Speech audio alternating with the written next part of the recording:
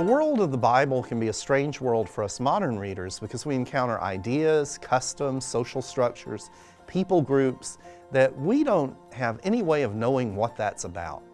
And so for interpreting the Bible, sometimes we need help getting historical information. So I'd like to think of one example where a little historical background can be super helpful. The Apostle Paul in Acts 23 is in a lot of trouble.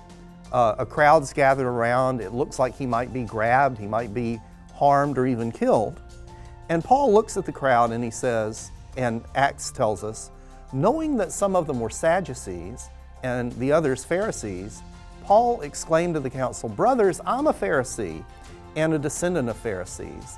I'm on trial because of my hope in the resurrection of the dead." When Paul says that, names his identity as a Pharisee, and says he's talking about the resurrection, all of a sudden, everybody's not interested in fighting Paul.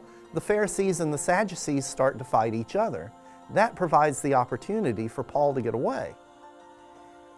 How would we know that unless we looked for a little help?